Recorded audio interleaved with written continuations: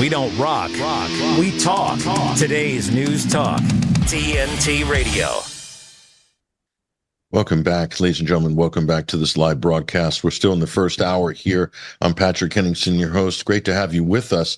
Now, as we were talking before the break, they keep moving the goalposts and talking about Washington, and there's policy with regards to arming Ukraine, allowing targets to be hit in Russia. Some targets, but not all targets. They're starting to hedge these statements now, and some of us are rapidly losing confidence in the leadership in the West to be clear and concise about what their motives are, about what their policies are, and what they're kind of dragging the rest of us into.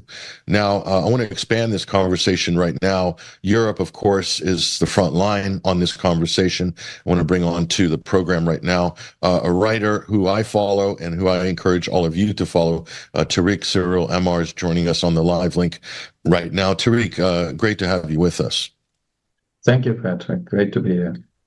Tarik, of course, we've been following your social media feed with great interest, as well as your writing on this. And we most recently, you featured an article. You put a very nice synopsis of it. I'll read some of it. But Making Germany Love the Army Again, How Berlin Seeks to Remilitarize Hearts and Minds at Home. There's some very strange things, to say the least, happening right now in Europe. And Germany is really at the forefront of this. And as I'll quote from your article, rather than a resurgence of traditional nationalism under right-wing governments, we are witnessing the rise of a new kind of national hubris. The standard bearers of this neo-Wilhelmism, such as German Foreign Minister Annalena Baerbock, combine a narrow-minded sense of, quote, value superiority with an aggressive refusal to treat countries that won't fit their provincial standards as sovereign equals. As Georgia has just experienced, whose government Berlin is demanding to, quote, take back the law that has been made and passed legally. And it goes on, Tarik. This is just yet one example. We're not even talking about Germany's aggressive stance, the leadership anyway, their aggressive stance against Russia in support of Ukraine in this, what's turning out to be, let's face it, a disastrous proxy war. Rather than get out of it and cut your losses, we see European leaders doubling down. Go ahead, Tarik. Well, Germany is unfortunately not even alone in this, right? When I wrote this article, what interested me in particular, because I am German, I come from there, was this particular strange surge now in the German media, in the political and in the media, at least mainstream media elite, that is clearly trying to make a certain type of a military mindset fashionable again, which is very different from the Germany I grew up in, for instance. There is a real change happening here. It's odd because on one side, this united Germany that we've seen now for about a third of a century still has a relatively small army, right? It cannot be compared with the size of the army that West Germany alone had during the Cold War, or if you combine West Germany and East Germany during the Cold War, it was much bigger. You know, they had a combined 700,000 people under arms at any given time. The current Germany has barely 200,000, and they have great problems actually making that bigger. But what really worries me is something else, which is that if you look at what is happening in the German public sphere, there is really a fear-mongering. Obviously, it's all about Russia on the unfounded assumption that Russia has these immense plans to attack all of Europe. There's no evidence of this. Of course, Putin has today once again rightly stated that there's just no factual basis for these often repeated claims. And there is a clear attempt to remilitarize the mindset of German society, and I fear that it might even be succeeding. And that, again, as you mentioned, other European leaders, we see that in the UK, we see it in France, we see it in Sweden, I think we see it in Finland, and I'm sure I'm leaving out many other cases. There is this whole discourse now that was really started a few months ago, half a year ago, where all these military types and political leaders and also people in the media once again start about the need for what they call a whole society approach to defense. And what this seems to mean is that they want this really this militarization of society as a whole. They want to inculcate a military mindset. There also is a very disturbing way of reframing peace. Germany is not at war with anybody right now, and it's certainly not at war with Russia. And nevertheless, the general who is actually now in charge of wartime planning has just given a big interview in Spiegel, maybe the most important news magazine in Germany, where he claims that we are no longer at peace, that we are in some other weird state that probably only he knows about, which is completely untrue. We are right now at peace, and this odd sense or this odd attempt to make people forget that, I think, is also one way of making them forget how much they still have to lose. That's a great point you just brought up, Tarik. I remember seeing this at a briefing from the British military's head of staff, their sort of general head a few years ago, was talking about there's no more war or peacetime. It's a constant spectrum. And this was the new doctrine that was being injected into NATO from the British, and of course from the Americans as well. And it looks like from what you're saying here, Tarik, the Europeans have taken this concept up. So this is the remilitarization of Europe, but it includes the information space. And it includes something else that's in these documents in NATO, which is the cognitive space, they call it. Cognitive warfare, fifth generation warfare, which they've managed to corral in public opinion, dissenting opinion, political opposition. That all comes in this new battleground. And if we want to look at where this is heading, look at what we're backing in Ukraine. There's no political opposition. There's no opposition media. There are no elections. The largest religious institution, the Ukrainian Orthodox Church, has been banned effectively in that country. Is that a potential harbinger of things to come if Europe continues down such a path? Ukraine under Zelensky is a special case, right? They are acutely at war, as it were. They really are. And Zelensky himself has been an authoritarian since at least 2021. That is long before the major Russian invasion of February 22. So he himself is also a factor that makes for this authoritarianism. But you know what I find extremely worrying about the Ukrainian case is that we in the West are repeatedly told that this is still a democracy. Ukraine is definitely not a democracy. Now, if somebody wants to make apologies for what Zelensky has done to the political system of Ukraine and to its public sphere, then they could argue that it's not a democracy, but that's wartime and it was necessary. I wouldn't buy that argument, but that would have a certain plausibility. What really worries me is that they're telling us that this still counts as democracy. And that, I think, is a very bad sign, because it also tells us what they, I would think, would be ready to do to us and still say, hey, you're still in democracy. Don't worry. You haven't lost anything. You're still not in an authoritarian system. We have just basically shut down any real substantial discussion of any real security issues or issues of war and peace, because as soon as you discuss these from a standpoint that is not in accordance, at least roughly, with the government, which is in accordance with NATO, then you're immediately accused of being either in the pay of Russia or an unwitting idiot, and all that sort of stuff starts rolling, right? So what you're kind of describing there is this is the dialectic that's being formed, and it's not divided on kind of rational grounds. It's to do with, in this, what you're saying, Tarik, is anything that's democratic or, quote, democracy has to be anti-Russian. It's not about that it has actual democratic attributes or qualities, but it opposes Putin and this idea of authoritarianism. So it's democracy versus authoritarianism, but the democracy that we're told that we're fighting for isn't really clearly isn't really democracy in Ukraine, and then in Europe becoming less and less democratic. Could talk about Brussels' role in that as well. Go ahead. I would add one point, which is I think it's even worse because on one side, you're absolutely right. By now, the criterion of being a good Democrat in the West has become to be anti-Russian, and one has to display that all the time and prove it. But there is another step, which is you can only be anti-Russian in a militant sense.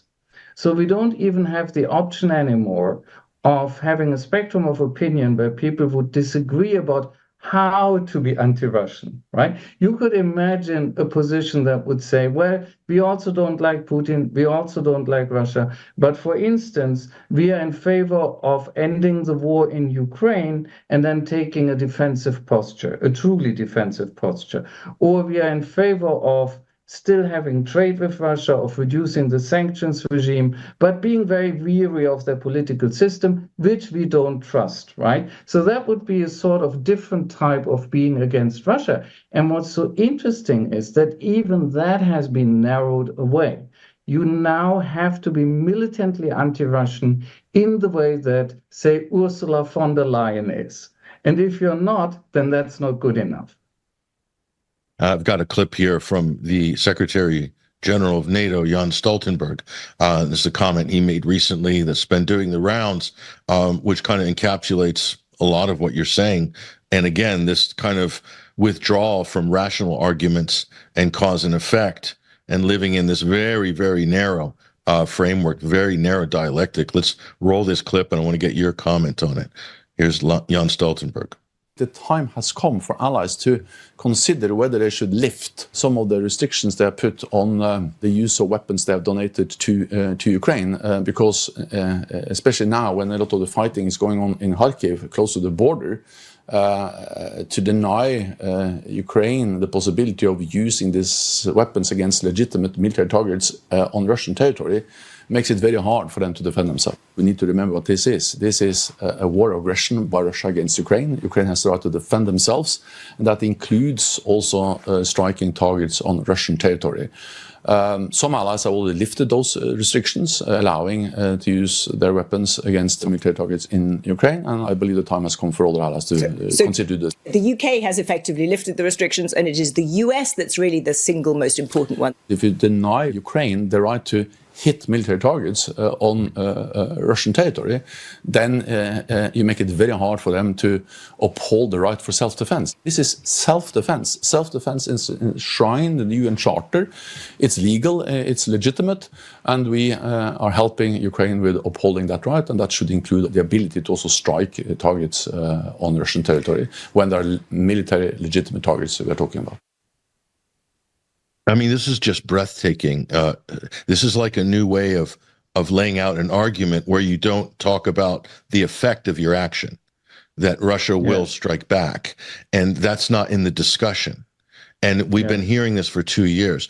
Ukraine has the right to defend itself. Let's arm them. Let's arm them. Let's arm them. Now let's get them to hit Russian targets. They have the right to defend themselves. It keeps escalating and escalating. And these people don't have the bandwidth to talk about what might happen after that. Your thoughts? Yeah. Well, you know, this, I think you're right, this reduction of any analysis to the question of what rights either certain people or states have, right? Yes, Ukraine has the right to defend itself. Ukraine also actually has the right to make peace. So just enumerating the rights that Ukraine has doesn't get you anywhere, really, right? He also doesn't address, of course, the key question, which is, do we, the West, give Ukraine weapons with which it will defend itself by striking into pre-war Russian territory? That's what he's really talking about here, right? And he's trying to completely evade that by using this very simplistic, legalistic, moralistic argument where he says, well, they have the right to. Well, not everything one has the right to do is actually a good idea. And you could have launched a very similar argument in the spring of 2022, when in Istanbul, Ukraine and Russia actually came very close to making peace after the war had only been going on for a few weeks and much less damage had been done than now, right? And why did the war not end? because somebody took an equally rigid position and said, well, we have the right to go on. Well, yes, they had the right to go on. And what this has given them is a catastrophe. And if they continue from now, the catastrophe will be even worse. So, I mean, you could say and you're absolutely right, what is completely missing is any mature, I won't even call it realistic, any just adult consideration of consequences, as if consequences of political and military action were completely irrelevant. It's a childish way of thinking. Now, that Stoltenberg can't do any better does really not surprise me, and I'm not trying to be personally offensive to him, but I really think he's a very, very simple man, actually, which is part of why he is in this job. But the problem is that people like Stoltenberg currently call the shots, because a few days after that particular interview happened, I think it was with The Economist, right, the president of the United States revised course, or maybe he was doing it at the same time, but still not telling us, and actually did what Stoltenberg wanted, right? So that's the problem, that we are all operating on a Stoltenberg level right now, which is far too low. No, 100%. And this gets back to this old argument of, liberal internationalist argument post-World War II about, always upholding international law principles, but only when they're convenient to whoever's in power, versus the realist argument. And of course, a realist will look at this situation here and say, this is not a good idea to confront Russia, a nuclear superpower, by hitting targets inside Russia. It could end badly for Europe. But the liberal internationalists still clinging to this. We have the rules-based international order. We have international law. Russia's in violation of the UN article they've invaded Ukraine. Ukraine has the right to self-defense, Article 51 of the UN Charter. No conversation, though, no mention of Iraq, of Libya, of Vietnam, of Korea, of all of these different disasters over the years at the hands of the United States. That doesn't come into this moralistic argument. We're meant to think that history began on February 24th, 2022. And any context outside of that, I see this so often, Tarik, even in the Israel, history began on October 7th. And this is that reductionist thinking that you're talking about. Go ahead. It's really striking if you think about it. The idealists who usually claim the moral high ground, right? And there is the subtext that those who think in realist terms about the relationships between states are cynics in the worst sense of the word, right? The idealists have actually been the worst over at least since the end of the Cold War, and maybe even before that. If you look at who has done most damage, it has actually been idealists. Who has most people on their conscience in the world? It's idealists, so-called idealists. And if you ask yourself, who was honest enough years ago to warn Ukraine about what could happen to it at the hands of these Western idealists, it was a realist. It was John Mearsheimer, right? I don't agree about everything with him, concerning China, for instance, but you have to accept that on Ukraine, and also, by the way, on Gaza, Mearsheimer's voice has been much more ethical and morally clean than that of many so-called idealists. We live in a very, very strange world in that respect. The other thing, of course, is that, as you mentioned, there's an appeal here on the side of the West, on the side of the so-called idealists, to these two things, international law and what they call the rules-based order. And of course, they're not actually the same. The rules-based order is actually sort of a cop-out. If you don't want to have the rigor of international law applied to you, you define your own rules. We know that. But in both respects, in the end, it is actually the same people in the West who have completely ruined both these reference points, both of them, because they never play by these rules. And people like Xi Jinping and people like Vladimir Putin see that, and they're absolutely right about seeing that. There is no authority anymore behind an appeal to international law because the West has ruined it, not to speak about an appeal to the much vaguer so-called rules, which the West has done even worse by. And you commented recently on your Substack, Zelensky chiding the Chinese for not showing up to their peace conference.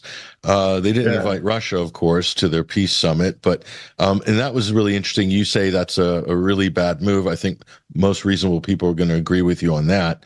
But it really kind of reeks and it is emblematic of the desperation of this project in Ukraine that is really disintegrating. Is this why we're seeing all these desperate moves, all this lashing out happening right now? You know, my big question to myself is how much time it will still take until that disintegration leads to collapse.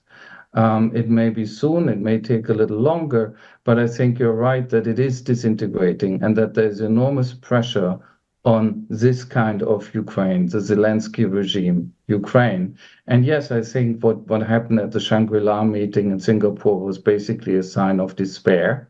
He had simply given up on ever getting the Chinese to the place where he wants them to be, which of course they would never agree to his view of the world. Why would they? And because of that, he lashed out at them. He's also a very emotional person. He's erratic by now. I think he's highly narcissistic, which, you know, nothing against actors, but he is a professional actor, and I think it has carried over from there. And the other thing is that Zelensky has been, and this is almost a tragic aspect, he has been subjected to an enormous wave of manipulation by the West. And I think he is no longer capable of reacting rationally on the international stage to those who approach him from a position of restraint, reserve, and from a position of maintaining their own interests. He wants adulation, and he demands that the world, or parts of the world, in this case it was really Asia he was speaking to, right? More or less uninvited actually, that parts of the world just side with Ukraine, whatever their own interests. And when that doesn't happen, he gets very, very angry. And the anger, as you rightly pointed out, is now made worse by the fact that Russia clearly has the upper hand militarily, right? How quickly that will turn into a rout for Ukrainian forces, I don't know. But I think in Kiev itself, people are extremely worried in the leadership. Yeah, and also the fact that, this is not a joke, Zelensky hasn't changed his outfit in 2.5 years. He's wearing the same green T-shirt, green jumper, green. It's almost like the day he emerges in civvies or wearing a suit is almost like a signal to the world that the war is over, because this action figure can't change his costume. Yeah. No, I think that's what he's trying to do. He's like a medieval knight who has sworn never to share his beard off before the struggle is over. That's what he's trying to signal, that he is still in militant and war mode. I don't know if he will ever get back to anything else, because the other problem for him, of course, is that his approval ratings were sky high immediately after the major Russian invasion in 2022, 93% or something, right? They have been falling steadily since then. This February, they were 60%. This may look like a lot to us, but it's actually not, because you also have to consider that Ukraine is by now very streamlined and a very fearful society, and it's extremely hard for people to openly say to an opinion pollster that I really don't like this guy. But if you look at the tendency, it's definitely falling. Since February, the political situation has gotten worse. The military situation has gotten worse. They have started actually enacting an extremely unpopular mobilization law that draws more Ukrainians into the meat grinder. Zelensky's popularity is definitely decreasing by the day, and he knows that as well. So I don't see how he can save himself into the time after the war. He may be in a situation where he's trapped. He only has this role now, the war leader, and he cannot actually even retool himself or transform himself into a peacemaker. He has cut this off for himself, actually, by being too inflexible, too rigid, and also by making too many maximalist statements. And of course, in the modern era, he doesn't have the luxury of mounting a white horse and charging the enemy's fortifications, drawing his sword, and dying in battle that way, and going down in history as the great, brave warrior. We live in different times now.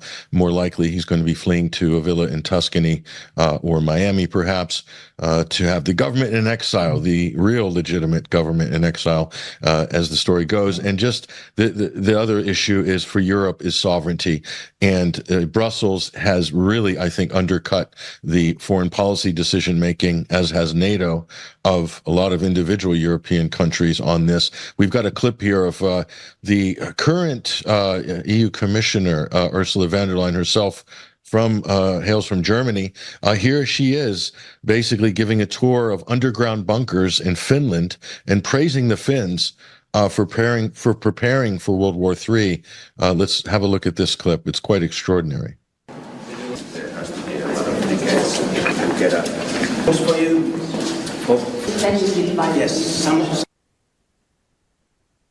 I mean, totally staged, Tarik, of course, but I mean, your thoughts on this? I mean, this isn't great optics for a lot of people, but for her, for Brussels, they seem to like it. Again, it seems to me this is an extreme case of this ongoing attempt to change the mentality of whole populations in Europe. And you could almost say we are seeing another great wave of almost brainwashing. First, we had to learn austerity. We've been through that for the last 15, 20 years. And now we are being militarized. And we are being pushed back into this really deep Cold War. Think early 1980s, like a really freezing point of the Cold War, for instance, right? Mindset where we are supposed to be fascinated by looking at bunkers. It's almost Dr. Strangelove. You're supposed to fantasize about your future life in the bunker and how wonderful all of this is still going to work out, even if there's a catastrophic war. I think there is a strange idea of inculcating resilience in our populations in Europe. And of course, what I would expect in the worst case to happen is that all of this will not amount to very much, because a really serious war in Europe, even if it's fought without nuclear weapons, is going to be even worse than World War II. And nothing what they're now trying to do, in Germany, they're making people interested again in sort of territorial defense units. Here we have von der Leyen trying to make bunkers sexy, right? None of this will matter when people really begin to suffer under the strain of a modern war. I think there's a romanticization almost, which has also come partly in conjunction with the war in Ukraine. Remember the pictures that we saw at the beginning, interestingly enough, not so much anymore, where we were treated to the sequences of people hiding in the subway in Kiev, for instance, right? And then sometimes we were shown how they were even playing music, or other ways in which they were showing their courage and their stamina under these conditions. And don't get me wrong, I'm not cynical about these people, of course not. But I think the way that we were offered these pictures was already part of this romanticization again of defense, security, actually being at war and dealing with it. Yeah, and similar images, of course, lionizing the Israelis while they're under attack from Hamas rockets and so forth. Those images are plastered right across the Western media nonstop for the last 8 months. You posted something which I found to be quite profound on your ex-Twitter account. That was an image from what I think is a really important film, a beautiful film, and also a horrifying film all at the same time. It's called Come and See. That's the English translation of this film here. And this was made in 1985. And the director, of course, is Elem Klimov. And it takes place in Belarus, but you comment on some of the scenes in there where the German soldiers, Nazi soldiers, were taking kind of almost some pleasure in torturing the Belarusians in this film, and in burning villages and so forth. I just recently came back from Belarus, having done a tour of some of these World War II sites, which I quite frankly, did not know enough about. I admit, my whole life studying history in America, we're very much shielded from very much coverage of Belarus for some reason. I can't imagine why. But that's part of U.S. history academically. Tell us what your observations are there. What are you pointing to there? You know, great to use a film as a metaphor or as a jumping off point, but go ahead. Yeah. So I know this film because for many reasons. I know it privately, but I also know it because I use it to teach my students, because I'm a professor of Russian, Soviet, Ukrainian, and so on history. And it came up and it came to my mind when it became clear what a great role demonstrative sadism played in the Israeli attacks on Gaza, right? It seems that the Israelis have somehow managed to put a little bit of a lid on this behavior now, not on the sadism, I don't think so. I'm sure the sadism is still there, but on the way in which their soldiers and even sometimes the civilians actually displayed it on social media, right? So they were delivering all of this material themselves into the global public and showing us the enormous brutality that they were applying to the Palestinian victims, but they were also showing us that it was gratifying to them as such, that they actually enjoyed this violence. And as you know the movie, then you know that the movie is about war, but it's about a very specific type of war. It's about genocidal war, right? It's about a war in which the Germans target a civilian population, and in this case, it is not Jews, who they of course also targeted, if in a different manner. It is a Slavic population, it is Belarusian peasants who they subject to these horrendous massacres, and one of them is depicted in the movie itself in a terrible scene at the end at great length. But once again, what you also see, and it runs through the depiction of the Germans in this movie, one thing you learn about them is that they have an incredible sense of entitlement, that they think of themselves as inherently superior, vastly superior, essentially superior to the people to whom they are doing this, right? It's the difference between those who see themselves as a master race and those whom they have relegated to the status of subhuman in their own minds. But the other thing you also see in the movie, and I think Klimov was actually right about this, is that these Germans in the movie as well take great pleasure in the brutality. They enjoy it. As you know, the final scene of this horrific massacre in this Belarusian village is in some ways a bloody carnival. You know, it is filmed as a scene in which the Germans do two things at the same time. They sort of party and they mass murder at the same time, right? And that is something that I really did have to think of. And I think that it made, unfortunately, sense when we were seeing how much a lot of Israeli perpetrators enjoyed what they were inflicting on the Palestinians in Gaza.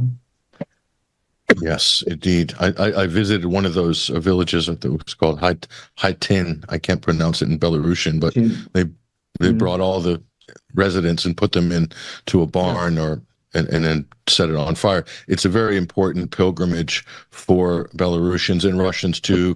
Many come to visit Minsk, and it's just maybe an hour outside of Minsk, and it's quite a moving experience, certainly, and something that's definitely it's a lesson that they never want to forget. And I didn't realize 2.3 million Belarusians, including Jewish Belarusians, and others were killed during the Nazi occupation and during the fighting during that 3-year period.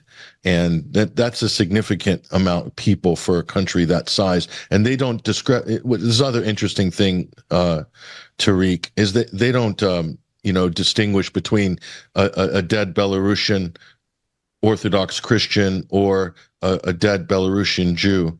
It's all Belarusian to them. That's the way that they view it. It's not separate. And so they see that they take a holistic view of that tragedy as far as their country is concerned. Maybe there's a lesson in there somewhere. I mean, I have to say, since you bring up the Second World War in Eastern Europe, right?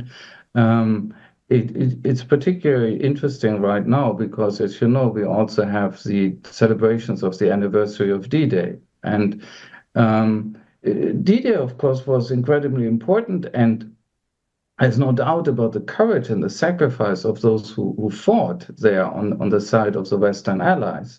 That's clear. But what is very concerning right now, and this is a long-standing tendency, this has been going on for decades, this comes out of the deep Cold War, right? But it's getting worse, is that if you follow some of the media reporting in English, but also in German in my case, you see that D-Day is treated as this decisive battle that actually liberated Europe. And that is simply historically not true. The decisive battles that destroyed the Nazi war machine, 80% of the Nazi land forces, which is basically the Nazi war machine, happened in Eastern Europe, and they were fought against Soviet forces. The decisive battles had names like First Battle of Moscow, often overlooked, the Battle of Stalingrad, of course, that usually people still know, the Battle of Kursk, and many, many others. Enormous battles, much, much bigger in many ways than D-Day, and especially if you take them all together, right? And it's really, it's disturbing, it's not new, but it's also disgraceful to see this happening again, where this side of World War II, which is simply a fact, people may like it or not like it, they may struggle with the fact that the Soviet Union was led at this point by a man called Stalin, who was a monster. I agree, but it remains a fact that the Soviet contribution to defeating Nazi Germany was decisive in the World War II that we've actually seen.